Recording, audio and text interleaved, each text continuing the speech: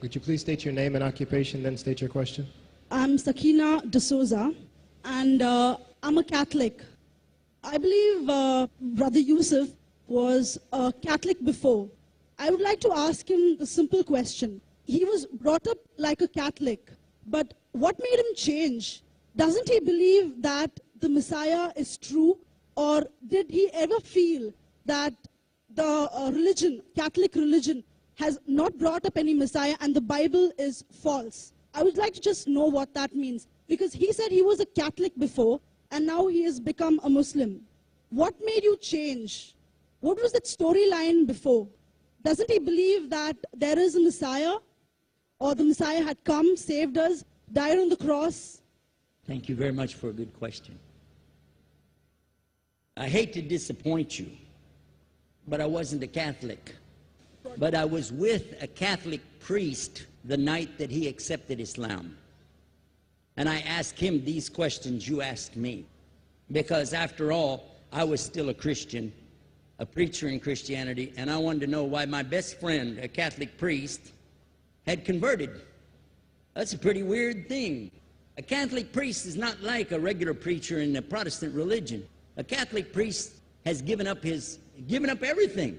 He's given up his life to be a Catholic priest. When he enters into this realm, he's basically given away everything. He can't have a wife, he can't have children, obviously no grandchildren. He has no home, he just lives in a rectory or wherever they give him a place to stay. And he's sent wherever they tell him to go, do whatever he's told to do, and that's it. And he cannot disobey the Pope, otherwise they can kick him out of the religion, and if they do, he's excommunicated and he goes to hell forever. So how would a person like this want to become one of those Muslim terrorists? That's what I wanted to know. He explained in a very few beautiful words something that I came to learn for myself.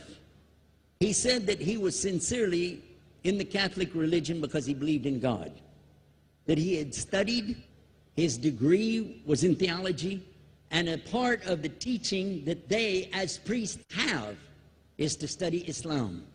Every priest is forced to study Islam. Now, you may not know that, but you can ask your priest and he'll confirm it.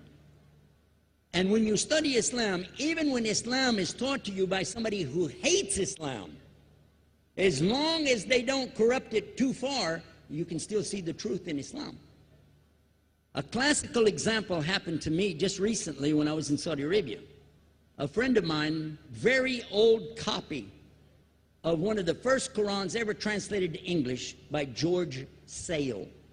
George Sale hated Islam, he hated the Muslims, but when he translated the Quran to English, he was true to the text of the words. Although maybe not getting all the meaning, he certainly was true to the text of the words. I was shocked when I read it. Have you seen it?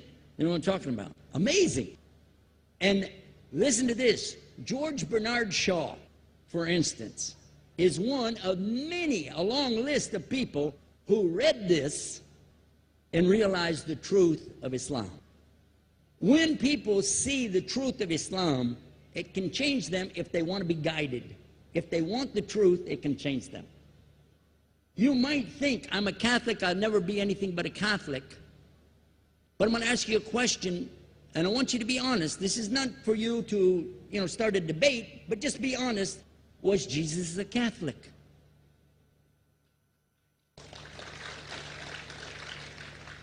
And it's not open to debate, so there's no point in opening that up, because you know and I know he wasn't. The Catholic Church was in business about 300 years before Jesus was born. It's on their website. Don't go like this. It's on their website. That's where I took it from. The Catholic Church was really started in Rome by Alexander the Great. Do you know what the word Catholic means?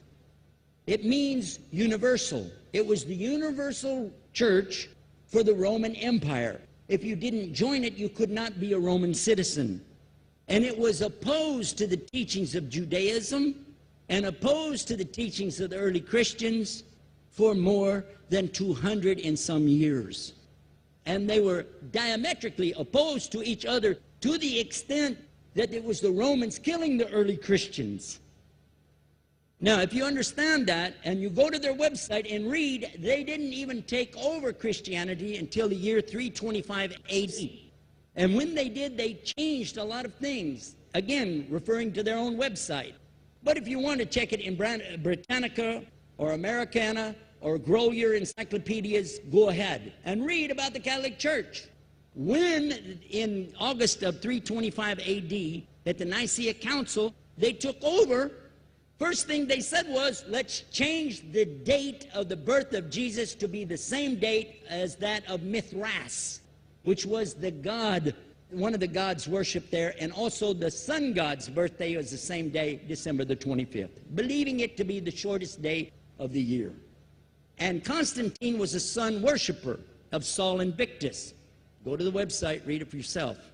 There are a lot of points, but not the least of which, even today, if you go in any Catholic church, and I have, you'll see so many portraits and statues and idols and images throughout the whole place, that for the one who's never experienced that, for a Muslim who knows about these images, he'll be like, whoa, a'udhu billah.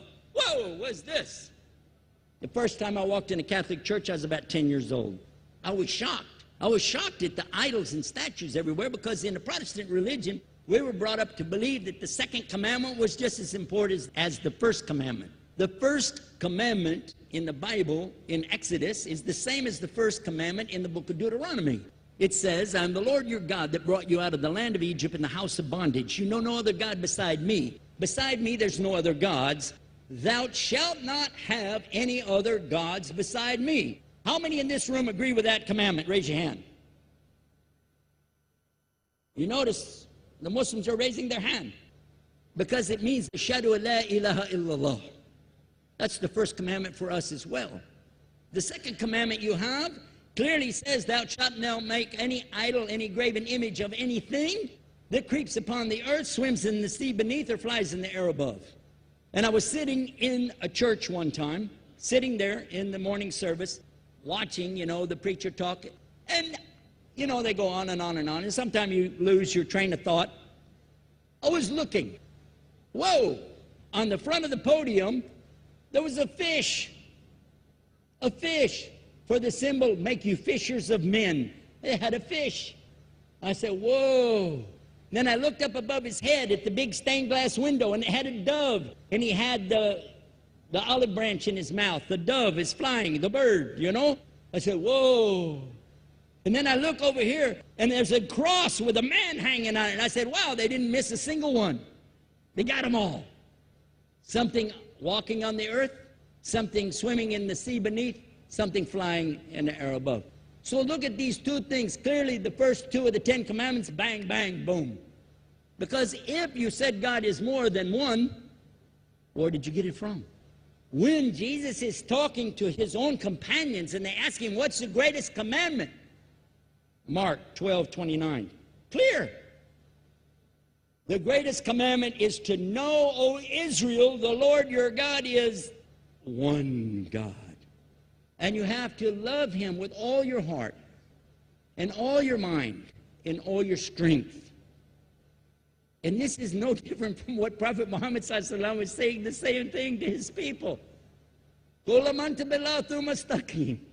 Same thing I mentioned in the lecture. This is certainly for us the same. So what you see is Muslims practicing the commandments, and you see people claiming the commandments but practicing something else. And I have seen more converts from the Catholic Church than any other of the many sects of Christianity, and especially from the nuns, priests, and even an archbishop. And all of them are better than me. They still sacrifice their whole life to get the true message of Islam, not only to you, but to Muslims as well, because we all need to know about it. But thanks for a great question.